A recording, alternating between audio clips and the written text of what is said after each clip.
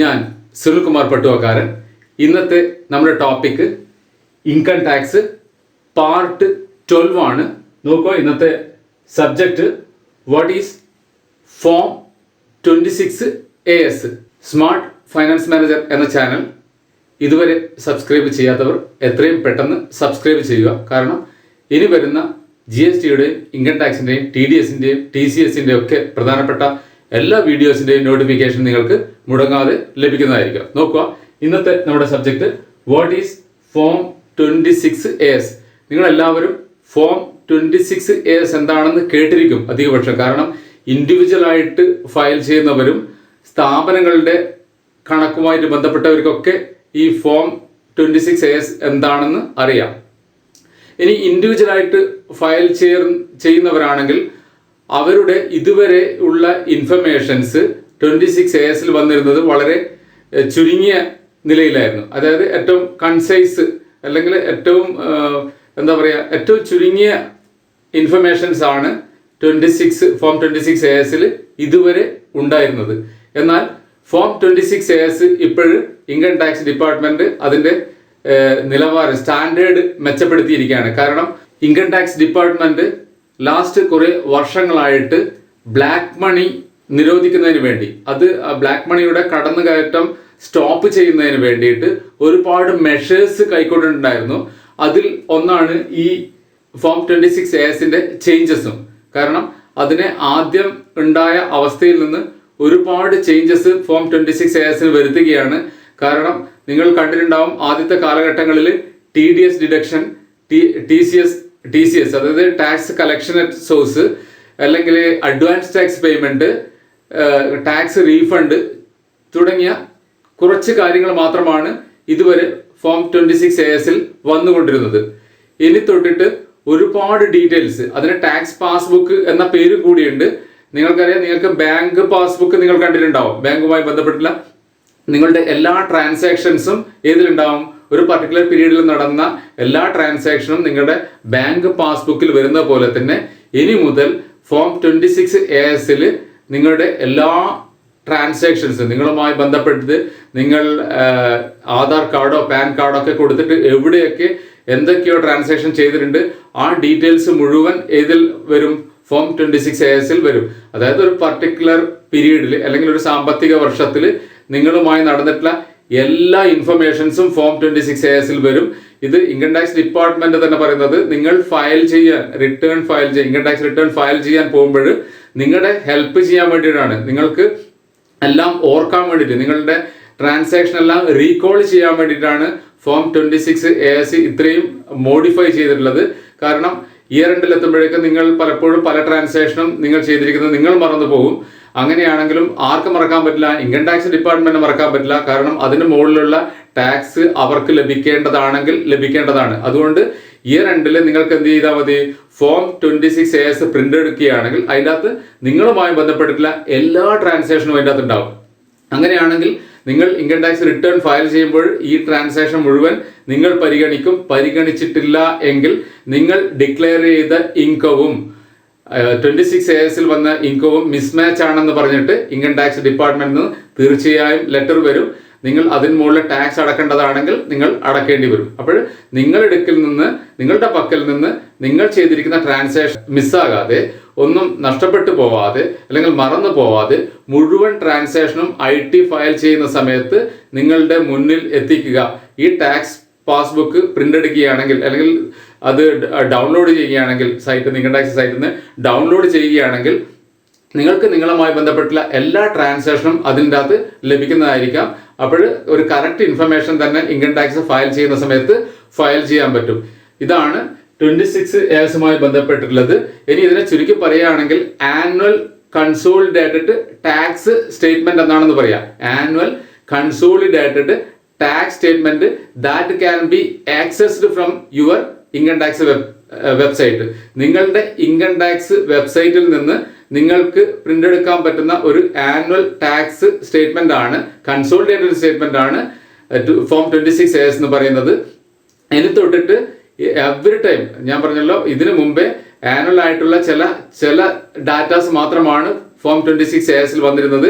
ഇനി തൊട്ടിട്ട് every 3 months അത് മോഡിഫൈ ചെയ്തുകൊണ്ട് ആനുവൽ ആകുമ്പോഴേക്ക് നിങ്ങളുമായി ബന്ധപ്പെട്ടിട്ടുള്ള എല്ലാ ട്രാൻസാക്ഷൻസും ആ ഫോം 26AS വന്നിരിക്കും.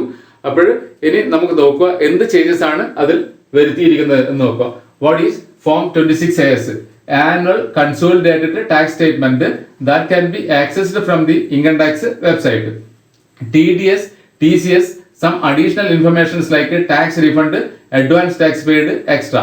ഇതുവരെ ഈ നിങ്ങളുടെ ഫോം 26AS കണ്ടിരുന്നത് TDSന്റെ ഡീറ്റെയിൽസും TCSന്റെ ഡീറ്റെയിൽസും tax refund, advance tax 4 quarter ആയിട്ട് അടച്ചതിന്റെ ഡേറ്റ്, ചലാൻ നമ്പർ മുതലായവ ഡീറ്റെയിൽസ്, ഏത് ബാങ്ക് ആണ് ആ രീതിയിലുള്ള ഡീറ്റെയിൽസ്, അഡ്വാൻസ് ടാക്സിന്റെ ഡീറ്റെയിൽസ്, ഇത്രയും കാര്യങ്ങളൊക്കെ ആയിരുന്നു, ചുരുങ്ങിയ ചില ഡീറ്റെയിൽസ് ആയിരുന്നു ഇതുവരെ ഫോം 26AS ഉണ്ടായിരുന്നത്.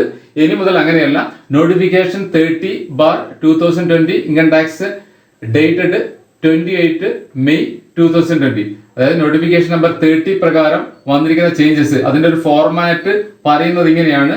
Form 26AS annual information statement, financial year, assessment year, part എയിൽ എന്തെല്ലാം ഡീറ്റെയിൽസ് ചോദിക്കുന്നു നോക്കുക. പെർമനന്റ് അക്കൗണ്ട് നമ്പർ ചോദിക്കുന്നുണ്ട്, ആധാർ നമ്പർ ചോദിക്കുന്നുണ്ട്, നിങ്ങളുടെ ഡീറ്റെയിൽ ആയിട്ടുള്ള പേര് ചോദിക്കുന്നുണ്ട്, date of birth, bar incorporation, അതായത് സ്ഥാപനമാണെങ്കിൽ അത് ഫോം ചെയ്ത ഡേറ്റ്, ഇനി വ്യക്തിയാണെങ്കിൽ ഡേറ്റ് ഓഫ് ബർത്ത്, അത് ആ ഡീറ്റെയിൽസ് ഇവിടെ ഉണ്ടാവും. ഇനി മൊബൈൽ നമ്പർ ഉണ്ടാവും, ഇമെയിൽ അഡ്രസ് ഉണ്ടാവും, ഇനി ഡീറ്റെയിൽ ആയിട്ടുള്ള അഡ്രസ്. ഇത്രയും കാര്യങ്ങളാണ് പാർട്ട് എയിൽ പറഞ്ഞിരിക്കുന്നത്. ഇനി പാർട്ട് ബിയിൽ എന്താണെന്ന് നോക്കുക. പാർട്ട് ബിയിൽ നേച്ചർ ഓഫ് ഇൻഫർമേഷൻ, ഒന്ന് information relating to tax deducted or collected resource, അതായത് മുമ്പ് പറഞ്ഞ അത് പുതുക്കുമ്പോഴേക്കും ഞാൻ മുമ്പ് പറഞ്ഞിട്ടുണ്ട് TDSന്റെ ഡീറ്റെയിൽസ് മുമ്പേ വന്നിട്ടുണ്ടായിരുന്നു. ഇനി അത് ഒഴിവാക്കിയിട്ടൊന്നുമില്ല, ആ ഇൻഫർമേഷൻ എന്തായാലും TDSO TCSന്റെ ഇൻഫർമേഷൻ എന്തായാലും പുതുക്കിയ ഫോം 26AS വരുന്നുണ്ട്. Information relating to tax deducted or collected resource, അതാണ് ഒന്നാമത്തെ information. Second, information relating to specified financial transaction. ഈ സെക്കൻഡ് പോയിന്റ് ആണ് ഇമ്പോർട്ടന്റ്. കാരണം ഇനി നിങ്ങളുമായി ബന്ധപ്പെട്ടിട്ടുള്ള സ്പെസിഫൈഡ് ഫൈനാൻഷ്യൽ ട്രാൻസാക്ഷൻ, SFT എന്ന് പറയും, ആ പ്രധാനപ്പെട്ട സ്പെസിഫൈ ചെയ്തിട്ടുള്ള ചില ട്രാൻസാക്ഷൻ പറയുന്നുണ്ട്. അത്തരം ട്രാൻസാക്ഷൻസ് നിങ്ങൾ ചെയ്തിട്ടുണ്ടെങ്കിൽ, ഉദാഹരണത്തിന് ഏതെങ്കിലും ഹോട്ടലിലൊക്കെ നിങ്ങൾ 20,000 എബോവ് ചെയ്തിട്ടുണ്ടെങ്കിൽ, ഇൻഷുറൻസ് പ്രീമിയം 50,000 മുകളിൽ, അതൊരു വലിയ ലിസ്റ്റ് തന്നെയുണ്ട്. അത് അടുത്ത ക്ലാസ്സിൽ സ്പെഷ്യലായിട്ട് തന്നെ നിങ്ങളായിട്ട് ആ ഡീറ്റെയിൽഡ് ചാർട്ട് തന്നെ നിങ്ങളെ മുന്നിൽ പ്രസന്റ് ചെയ്യുന്നുണ്ട്. ഇവിടെ ഞാൻ പറയുന്നത് അങ്ങനെയുള്ള details, information relating to specified financial transaction, SFT എന്ന് പറയുന്നതും ഇനി ഏതിന്റെ ഭാഗമാണ്? ഫോം 26ASന്റെ ഭാഗമാണ്. അതായത് ഇനി എവിടെയെങ്കിലും എന്തെങ്കിലും ട്രാൻസാക്ഷൻ ചെയ്തിട്ട് നിങ്ങളുടെ ആനുവൽ റിട്ടേണിൽ സാധാരണ എന്ത് ചെയ്യുമെന്ന് വെച്ചാൽ അത്തരം കാര്യങ്ങളൊന്നും ആനുവൽ റിട്ടേൺ ചെയ്യുമ്പോൾ ചില ആൾക്കാർ കാണിക്കാറില്ല. ഇനി അതിൻ്റെ അകത്ത് ട്രാൻസാക്ഷൻ ഒന്നുമില്ല, ബാങ്ക് സ്റ്റേറ്റ്മെന്റ് പോലും കൊടുക്കാതെ ചിലപ്പോൾ ചില ആനുവൽ റിട്ടേൺ ചെയ്യുന്ന കാണാം. ആ ഇൻഫർമേഷൻ ഒന്നും ഇല്ല, അതിൻ്റെ അകത്ത് കാര്യമായിട്ട് ട്രാൻസാക്ഷൻ ഒക്കെ നടന്നിട്ടില്ല എന്ന് പറഞ്ഞുകൊണ്ട്. ഇനി നിങ്ങൾക്ക് അങ്ങനെ ഒഴിഞ്ഞു മാറാൻ കഴിയില്ല. കാരണം ഇൻകം ടാക്സും GST ഒക്കെ നിങ്ങളെ ഒരു കണ്ണാടി ചില്ലിന്റെ മുമ്പിൽ കൊണ്ടു നിർത്തുകയാണ്. അത്രയും ട്രാൻസ്പെറന്റ് ആയിട്ടാണ് കാര്യങ്ങൾ നീങ്ങുന്നത്. കാരണം ബാങ്ക് ആവട്ടെ, അല്ലെങ്കിൽ നിങ്ങൾ എവിടെയാണോ പൈസ ചെലവഴിക്കുന്നത് അവിടെ നിന്നൊക്കെ ഇൻഫർമേഷൻ കളക്ട് ചെയ്യാനുള്ള കാര്യങ്ങൾ, അധികാരങ്ങൾ ആർക്കുണ്ട്? ഇൻകം ടാക്സ് ഡിപ്പാർട്ട്മെന്റ് ഉണ്ട്, GSTക്ക് ഒക്കെ ഉണ്ട്. അവർക്ക് നിങ്ങളുമായി ബന്ധപ്പെട്ടുള്ള എല്ലാ ട്രാൻസാക്ഷനും നിങ്ങൾ കളക്ട് ചെയ്യാനുള്ള റൈറ്റ് അല്ലെങ്കിൽ കഴിവ് ഇൻകം ടാക്സ് ഡിപ്പാർട്ട്മെന്റ് ഉണ്ട്, ബാങ്ക് എന്നുണ്ട്. ചില ഈ രജിസ്ട്രേഷൻ സ്ഥലങ്ങളോ മറ്റോ പർച്ചേസ് ചെയ്തിട്ട് രജിസ്ട്രേഷൻ ചെയ്യുന്ന സ്ഥലത്തു നിന്നൊക്കെ ഡീറ്റെയിൽസ് ആർക്ക് കളക്ട് ചെയ്യാം? ഇൻകം ടാക്സ് ഡിപ്പാർട്ട്മെന്റ് കളക്ട് ചെയ്യാം. അതുകൊണ്ട് ഇനി നിങ്ങളുമായി ബന്ധപ്പെട്ടിട്ടുള്ള എല്ലാ ട്രാൻസാക്ഷനും ഓൾറെഡി ഫോം 26AS വരികയായിരിക്കും. ഇനി വന്നാലും വന്നിട്ടില്ലെങ്കിൽ ഏതെങ്കിലും മിസ്സായിട്ട് അതിൻ്റെ അകത്ത് വരാത്ത ഏതെങ്കിലും ട്രാൻസാക്ഷൻ പോലും ഉണ്ടെങ്കിൽ അതുപോലും ഡിക്ലെയർ ചെയ്യണം എന്നാണ് ഞാൻ പറയുക. കാരണം വൺസ് നിങ്ങൾ ഫയൽ ചെയ്ത് അത്തരം ഡീറ്റെയിൽസ് കാണിക്കാതെ നിങ്ങൾ റിട്ടേൺ ഫയൽ ചെയ്തിട്ടുണ്ടെങ്കിൽ അത് എപ്പോഴെങ്കിലും അത് ഡിപ്പാർട്ട്മെന്റ് വളരെ എളുപ്പത്തിൽ കണ്ടുപിടിക്കാൻ പറ്റും. കാരണം ഇപ്പോഴ് കമ്പയർ ചെയ്യാൻ, കാരണം കമ്പ്യൂട്ടറൈസ്ഡ് എൻവയോൺമെന്റ് ആയതുകൊണ്ട് തന്നെ കമ്പയർ ചെയ്യാൻ വേണ്ടി നിങ്ങളുടെ ഓപ്പോസിറ്റ് പാർട്ടിയിൽ നിന്നൊക്കെ ഡീറ്റെയിൽസ് കിട്ടി 1-2 കൊല്ലം കഴിഞ്ഞിട്ടാണെങ്കിൽ ഇൻട്രസ്റ്റ് അടക്കം നിങ്ങളിൽ നിന്ന് കളക്ട് ചെയ്യാനുള്ള റൈറ്റ് ഇൻകം ടാക്സ് ഡിപ്പാർട്ട്മെന്റ് ഉണ്ട്. അതുകൊണ്ട് തന്നെ ഈ സെക്കൻഡ് നോക്കുക, information relating to specified financial transaction SFT വളരെ ഇമ്പോർട്ടന്റ് ആയിട്ടുള്ള ഒരു പോയിന്റ് ആണ്. ആ ഭാഗം കൂടി ഇനി ഏതിന്റെ ഭാഗമാണ്? ഫോം 26 വ്യക്തമായിട്ട് വരുന്നതാണ് പറയുന്നത്. Third, information relating to payment of taxes. ഇനി നിങ്ങൾ IT അടച്ചതുമായി ബന്ധപ്പെട്ടുള്ള എല്ലാ ഡീറ്റെയിൽസും ഇതിനകത്ത് ഉണ്ടാവും, ഫോം 26AS ഉണ്ടാവും. Then fourth, information relating to demand and refund. ഇനി നിങ്ങൾക്ക് എന്തെങ്കിലും demand letter income tax department നിന്ന് വന്നിട്ടുണ്ടെങ്കിൽ അതിന്റെ ഡീറ്റെയിൽസ് ഉണ്ടാവും. ഇനി എന്തെങ്കിലും റീഫണ്ട് ഇൻകം ടാക്സിൽ നിന്ന് ലഭിച്ചിട്ടുണ്ടെങ്കിൽ അതിന്റെ ഡീറ്റെയിൽസും അതിനകത്ത് ഉണ്ടാവും. ഇനി fifth, information relating to pending proceedings. ഇനി നിങ്ങളുമായി ബന്ധപ്പെട്ടിട്ടുള്ള ഏതെങ്കിലും കേസുകളോ അപ്പീലോ കാര്യങ്ങളൊക്കെ പൂർത്തിയാകാതെ കിടക്കുന്നുണ്ടെങ്കിൽ, പെൻഡിങ് പ്രൊസീഡിങ്സ് ഉണ്ടെങ്കിൽ അതിന്റെ ഡീറ്റെയിൽസും ഇനി ഫോം 26AS ഉണ്ടാവും. Information relating to completed proceedings. ഇനി ഏതൊക്കെയാണ് ആ ഇടപാടൊക്കെ കഴിഞ്ഞിരിക്കുന്നത്, പ്രൊസീഡിങ്സ് കഴിഞ്ഞ ഏതെങ്കിലും അപ്പീലുകളോ കാര്യങ്ങളോ സ്ക്രൂട്ടിനിയോ മറ്റും എല്ലാം മറ്റു തർക്ക വിഷയങ്ങൾ ഏതെങ്കിലും ഇൻകം ടാക്സ് ഡിപ്പാർട്ട്മെന്റുമായിട്ടുണ്ടെങ്കിൽ ആ നിലവിലുള്ള ഏതൊക്കെയാണ് വിഷയങ്ങൾ അതിന്റെ ഡീറ്റെയിൽസ് ഉണ്ടാവും. ആ പ്രൊസീഡിങ് കംപ്ലീറ്റ് ആയിട്ടുള്ള ഏതൊക്കെ ഇൻഫർമേഷൻ ആണ്, ഏതൊക്കെ തർക്ക വിഷയങ്ങളാണ് അതിന്റെ ഡീറ്റെയിൽസ് ഒക്കെ ഉണ്ടാവും. Seventh, any other information in relation to sub rule 2 of rule 114-1. ഇനി ഇതിനകത്ത് പെടാത്ത ഇനി ഏതെങ്കിലും ഇമ്പോർട്ടന്റ് ആയിട്ടുള്ള ഇൻഫർമേഷൻ ഉണ്ടെങ്കിൽ അതുകൂടി ഈ ഫോം 26AS ഉണ്ടാവും. ഇത്രയും കാര്യങ്ങളാണ്, ഈ 7 കാര്യങ്ങളാണ് ഈ ഇനി ഫോം 26AS അപ്ഡേറ്റ് ചെയ്തുകൊണ്ട് ഞാൻ മുമ്പ് പറഞ്ഞ പോലെ തന്നെ എന്താണോ ബാങ്ക് പാസ്ബുക്ക് അതുപോലെ തന്നെ ആയിരിക്കും ഇനി തൊട്ടിട്ട് ഏത് ടാക്സ് പാസ്ബുക്കും, അതായത് ഫോം 26ASഉം. അതിൻ്റെ അകത്ത് നിങ്ങൾക്ക് ഇനി ഒരു ഇൻഫർമേഷനും ഒളിച്ചു വെക്കാനോ, കാരണം ഇനി പറയുന്നത് തന്നെ ഇൻകം ടാക്സ് ഡിപ്പാർട്ട്മെന്റ് പറയുന്നത് തന്നെ നിങ്ങൾ ഇൻകം ടാക്സ് ഫയൽ ചെയ്യുമ്പോൾ ഇത്തരം കാര്യങ്ങൾ മറന്നു പോകാതിരിക്കാൻ വേണ്ടിയിട്ട് ഒരു റെഡി റെക്കണർ, ഒരു കംപ്ലീറ്റ് പ്രൊഫൈലും റെഡി റെക്കണറുമാണ് നിങ്ങളുടെ മുമ്പിലേക്ക് ഈ ഫോം 26AS വെക്കുന്നതിലൂടെ ഇൻകം ടാക്സ് ഡിപ്പാർട്ട്മെന്റ് വെക്കുന്നത്. അതുകൊണ്ട് തന്നെ ഇതൊന്നും നോക്കാതെ IT ഫയൽ ചെയ്തുകൊണ്ട് ഞാൻ സിമ്പിളായിട്ട് ഞാൻ മറന്നുപോയി അല്ലെങ്കിൽ ഓർത്തില്ല. അതായത് ശരിക്കും ഒരു ചൊല്ലുണ്ട്, ignorance of law is not an excuse എന്ന് പറയാറുണ്ട്. അതായത് നിങ്ങൾ ഒരു ലോയെ കുറിച്ചുള്ള അറിവില്ലായ്മ ഇതിൽ നിന്ന് രക്ഷപ്പെടാനുള്ള ഒരു ഒഴിവ് കഴിവ് അല്ല എന്ന് ആൾക്കാർ പറയാറുണ്ട്. അതാണ് ഇവിടെ കറക്റ്റ്. നിങ്ങൾക്ക് ഇനി അറിയില്ല, ഇത്തരം ട്രാൻസാക്ഷൻ നടന്നിനോ എന്ന് ഓർമ്മയില്ല എന്നൊന്നും പറഞ്ഞ് രക്ഷപ്പെടാൻ കഴിയില്ല. കാരണം വ്യക്തമായ ഡീറ്റെയിൽസ് ആരുടെ കയ്യിലുണ്ട്? ഇൻകം ടാക്സ് IT ഡിപ്പാർട്ട്മെന്റിന്റെ കയ്യിലുണ്ട്. ഇത് മിസ്മാച്ച് ആണെങ്കിൽ ആ ഉടനെ തന്നെ അവർ ഇൻകം ടാക്സ് ഡിപ്പാർട്ട്മെന്റിൽ നിന്ന് നിങ്ങൾക്ക് ലെറ്റർ ലഭിക്കുന്നതായിരിക്കും. അപ്പോൾ ഇത്രയും കാര്യങ്ങളാണ് 26AS വരുന്നത്. ഇനി ഒരു കാര്യം കൂടി നിങ്ങളുടെ ശ്രദ്ധയിൽപ്പെടുത്തുകയാണ്. CBDT ഓതറൈസസ്, ഇത് ഒരു ലേറ്റസ്റ്റ് ന്യൂസ് ആണ്. CBDT authorises director general of income tax to upload GST return information in form 26. ഇനി അതുകൂടി മനസ്സിലാക്കുക. ഇത്രയും കാര്യങ്ങളൊക്കെ ഉണ്ട്.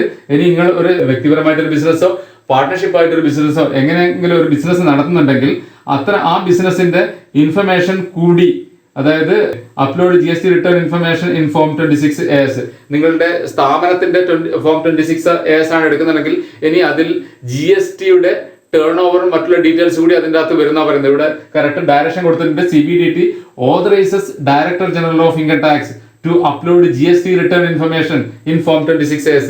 GST റിട്ടേണിൽ കൊടുക്കുന്ന ഇൻഫർമേഷൻ കൂടി 26ASൽ വരാൻ പോവുകയാണ്. അപ്പോൾ ഒരു സ്ഥാപനത്തെ സംബന്ധിച്ചിടത്തോളം ആണെങ്കിൽ അവരുടെ ഫോം 26AS എന്ന് പറയുന്നത് ഒരു നല്ലൊരു സമ്മറിയായി, ഒരു വ്യക്തമായ പ്രൊഫൈലായി, ബാക്കിയുള്ള ട്രാൻസാക്ഷന്റെ ഒരു കറക്റ്റ് റെഡി റെക്കണർ, അല്ലെങ്കിൽ എന്താ പറയുക, ഒരു കറക്റ്റ് സമ്മറിയായി.